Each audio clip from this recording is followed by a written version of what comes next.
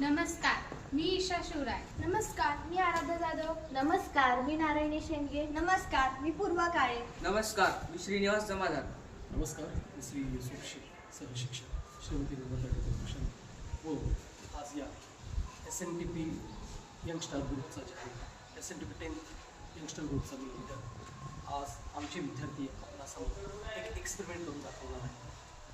आम्ही सर्व श्रीमती निर्मलाताई ठोकर प्रशाला व कनिष्ठ महाविद्यालयाचे विद्यार्थिनी असून आम्ही आपल्यासमोर एक एक्सपेरिमेंट सादर करणार आहोत. हा खूप सोपा एक्सपेरिमेंट आहे.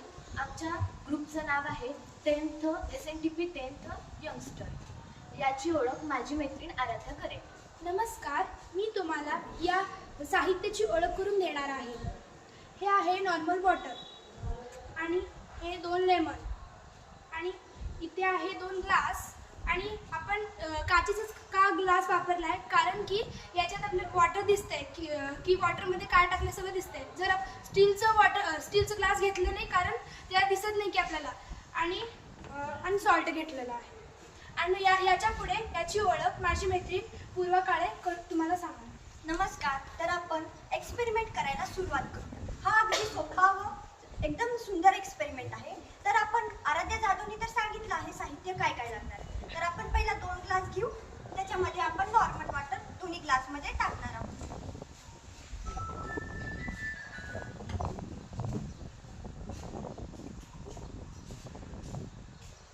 दोन्ही ग्लासमध्ये आपण नॉर्मल वॉटर आपण टाकलेलो आहोत.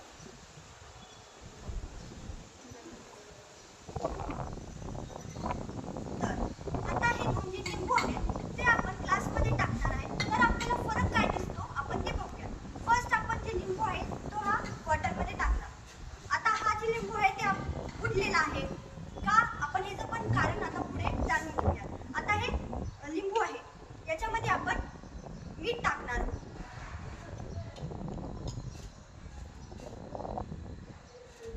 आता आपण हे लिंबू या मिठाच्या पाण्यामध्ये टाकणार आहोत.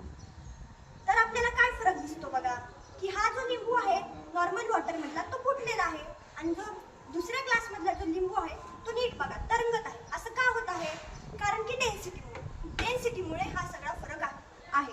आता जे हे नॉर्मल वॉटर आहे या पाण्याची डेन्सिटी जास्त असल्यामुळे हा जो लिंबू आहे तो फुटलेला आहे. पण साल्ट त्याच्यामध्ये काय ह्यांनी सांगणार आहे. सॉल्ट मध्ये NaCl आहे आणि पाण्यामध्ये H2O आहे.